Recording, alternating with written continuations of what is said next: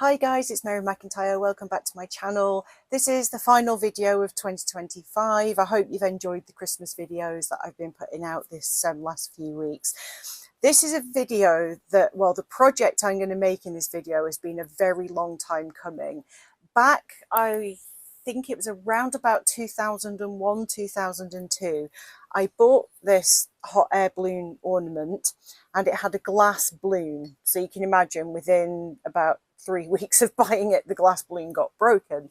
I still actually have the box, so you can see what it used to look like. This came from Dunelm and it was £4.99. So that dates it. Something like this would probably be more like £15 these days. So it had this lovely glass balloon and then you put a tea light inside it and it lit up. I knew that I could possibly make a new balloon for this, and I've been wanting to do it. And this thing has moved around with me since 2001. It's now nearly 2026, and I'm finally getting around to it. And the method that I'm going to use, rather than paper mache, which I'm just not the biggest fan of the way it looks afterwards, what I'm going to do is follow a video that Louise Singleton Creations did a few years ago, where you use epoxy resin on the inside of a balloon. So I've got a pack of just plain balloons here. So I'm going to blow one up and just make sure that it's going to fit in the basket. The shape of the original is very kind of oval, and I don't think a balloon is going to give me that. So if this does work, then the balloon can't fit in the box with the base, but that's fine because resin isn't going to break like glass will. Isn't it adorable? It's very twee, but I just think it's adorable. I am obsessed with hot air balloons, by the way, so I'm very, very excited for this project. So what you do is blow the balloon up, you mix your resin, and for this I'm going to use a fast cure resin because you need to keep this moving until the resin has cured. So I'm using the JDiction 4-hour demould. Probably won't be demoldable after 4 hours, but what you do is blow the balloon up, twist it, mix up your resin, put it inside a bottle. Somehow, while keeping the balloon blown up but not tied off, you then got to wrap the balloon around the neck of the bottle. Put your resin in here, balloon around there, and then that should stay sealed if you keep your fingers around it really tight. So I'll make sure I've got an elastic band just in case. And then you tip the resin into the balloon, and then you have to tie it off. Then you just keep tipping it and turning it until you've got a very thin layer coating the whole of the inside. Then you just have to babysit it and just keep moving it. I'm saying this like I've done this and it works. I have never done this. This is my first time. So I will link Louise Singleton's video in the comments because she's done this to make plant pots and lampshades and they look incredible. So I will link her video, so follow her instructions, not mine, but that's what I'm going to be doing. That's the method. Once that has cured enough, oh, you've got to put oil inside the balloon, like mold release oil. So I've got some silicone oil that I'll do that with, otherwise it can bond and you don't want the rubber balloon on there. Once that's cured, you can take that off and then use a Dremel cutting blade to straighten the bottom edge of it. Then you have to flood coat the whole thing again to give it a second layer. So I don't want this to be completely clear. I want it to have a kind of frosted appearance. And for that, I'm going to use mica powder. I've got this white, but I don't want it to be brilliant white, because if you look at this, it's got a more vintagey cream kind of vibe to it. There's nothing on this that's particularly pure white. Looks it on camera, but it isn't. It's quite muted. So I'm going to add a little bit of this mica powder called Magic Gold, and it just has like a very slight hint of gold shimmer to it. So if I mix that within the resin, and then that base colour will at least have something going on that I quite like, then I can try and match that when I do the second layer to make it a little bit sturdier. Now the advantage I have here is that this is not going to be used as a plant pot or a lampshade. This is literally just going to be an ornament that's out for a couple of weeks a year and then wrapped up in the loft. So structural integrity is not as important, but clearly I do want to make a good job and make it have longevity, because this poor Santa in his basket has been in my loft for over 20 years waiting for a new balloon. So I'm going to make his Christmas wish come true and give him a new balloon. So I really hope this works. Let's get started. Okay, I've just blown the balloon up to see if what kind of size is going to work for this, and I think that is good. The original balloon, actually, the canopy was quite small for the size of the bottom part, so I think that'll be cool. So when I've obviously demolded this and straightened the bottom edge off, I'm going to have to make sure that I cut it in a place that will allow it to sit on the inside of this ring. It's a slight problem because these balloons are very rounded and they don't have that slightly bulbous bottom part.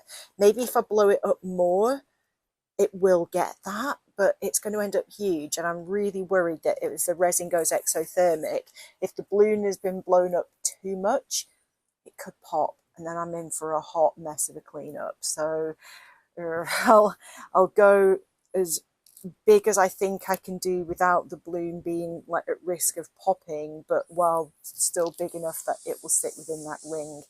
I don't know what I'll do if I can't make that work, but right, I'm going to get some silicone oil onto the inside of my balloon and give that a really good massage. I'm going to mix up my epoxy resin off camera, equal parts, part A and B.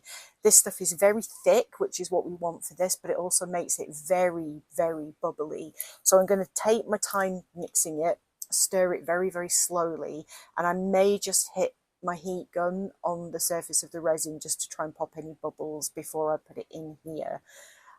So yeah, this stuff is really, really thick and quite difficult to work with, but it will mean that I can leave it to cure overnight, and once I've been turning it for a couple of hours, it should be fine. So yeah, I'm really excited. I'm going to mix up my resin with my PPE on, and then I will be back. So here the resin was in the bottle, and then it was a case of keeping the balloon blown up and twisted close while you try to get the end of the balloon over the neck of the bottle so that it's completely sealed so that the resin and the air don't come out of the balloon. So obviously when you are trying to squeeze the resin out of here, you will be adding a bit of extra air into the balloon. So at all times I was super nervous about having the balloon too blown up and too thin and therefore liable to pop. So my heart was going the whole time doing this. Obviously, there's going to be resin inside the inner part of the balloon, so it's very difficult to tie the knot because it's slippy, but I did the best I could and clean up the spills. Then it was a case of just keeping this thing moving, rotating it, trying to get an even coverage on the inside surface of the entire balloon. I think I used a little bit too much silicone oil in places, so there are some parts where the resin didn't seem to want to coat. But additionally, I didn't make enough resin, so I wasn't able to get as even a coat on the inside of the balloon as I hoped. Once the resin had kind of coated everything and the movement had slowed down, I sat it onto an empty parcel tape roll with a bit of tissue protecting it and just sat it there for a couple of minutes and then moved it when it had been sitting for a little while. And I just babysat it and kept moving it and doing that for quite a long time afterwards.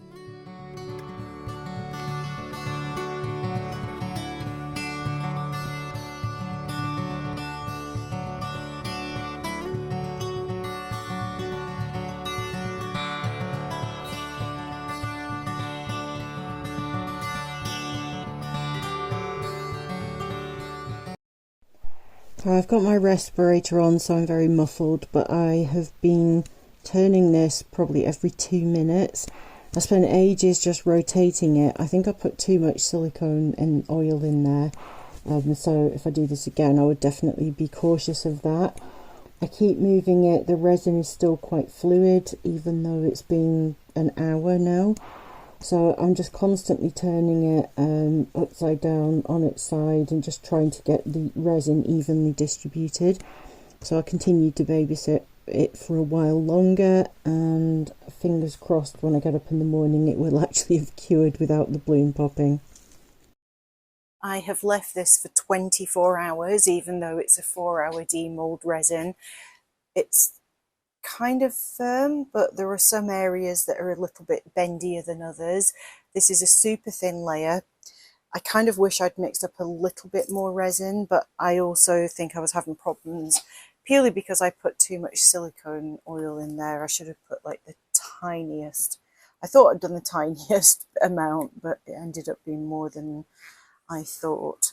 So I've got no idea if this is going to have enough structural integrity. There are definitely some areas that are really flimsy, so I just don't know if this is going to be strong enough to take another coat. So I want to take the balloon off tonight.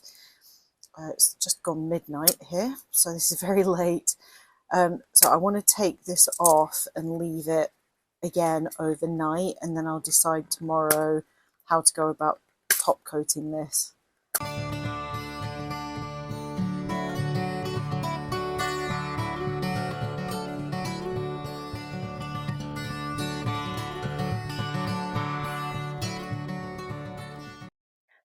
So my microphone cut out during the filming of this part, so I have no audio for the second part after the demould. It was really difficult to get this balloon to come off. There were some places where it really was very stuck and also very static, so the little bits were just sticking to the resin balloon. The resin balloon itself had a very smooth surface, but it really is not particularly even. It's heavily weighted on one side, and that left me with a bit of a dilemma, because if I top coated it by flood coating it, it would have done an even coating. What I actually needed to do is add more weight elsewhere, because as you'll see in a second, when I set this down on top of my parcel tape roll, you can actually see that it just spins around and rights itself. So the bit that should be at the bottom is where you can see the balloon knot. It doesn't want to sit like that. It's just spinning, and it was spinning when I put it onto the balloon ornament as well.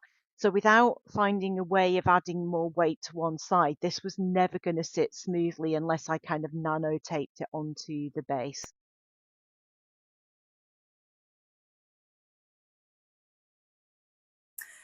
Okay guys, I've kind of stalled with this. The shape is not right, because if I wanted to use this to actually come down and have a battery tea light in it, this shape just isn't going to work. So I kind of need an inflatable balloon that has that more kind of bulbous bit at the bottom. This particular pack of balloons that I bought just didn't have that. It was very circular, which is unusual.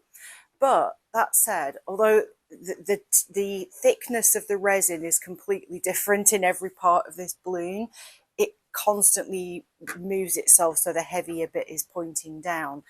But despite that, from a distance, it still looks really cute. Helium balloons in the very old days used to have more of a rounded shape like this. So I don't hate this. I just haven't done another layer on it because the shape just isn't right. If I try to cut the bottom here, anything that I cut above there will mean it doesn't sit properly on here. I don't know how to extend that down to here. So it's just not quite right with this particular template. Given that it is now just after Christmas and our stuff's going to be going away in a week, I'm not going to do anything else with this year. But it is in the back of my mind now. I know how to make a balloon with resin, which I'm really happy about. It's a terrifying process, but I did enjoy making that, and I'm happy with how this looks for now. It's not perfect by any means, and the little puckered bit where the knot was is visible because that won't stay puckered side down. But I still think it's adorable. I love hot air balloons. As I said, I'm slightly obsessed, and it's really, really sweet. So I'm going to put this on my dresser for this year and go back to the drawing board for what to do next time. Now, I do have a solar garden light that is a hot air balloon, and the shape of it is way more kind of round and then tapered. The size is almost perfect. I was in the garden centre today looking at sale items, and they had one for sale, and I nearly bought it with the intention of adapting it to fit this. But basically, if I did buy that, I would probably find a way of making a mould of it. So I'm going to see if there's anything I can do with the balloon that I have, maybe use some kind of silicone mastic and make an impression so that I can, I don't know what to do. But the shape of that balloon is more going to work with this than what I've got right now. I've got time. I've got a year to try and make this work. I've had this project at the back burner since, as I said, 2002. So it can wait another little while. at the moment, obviously, it would be battery tea light anyway. I would never use a real one with resin, but if there was a light in here, it's just going to be underneath and not really under the balloon, not lighting up the balloon canopy, which is what the goal of this actually is. But anyway, I hope you had a wonderful Christmas. I'm afraid that this video didn't get out before Christmas as I'd originally planned. You know what it's like at this time of year, it's just total chaos. But thank you so much for watching. Thank you for your support this year. I hope 2026 is an amazing time for you. I've got a crazy busy January work-wise, so I probably am not going to have time to make any more videos now until February.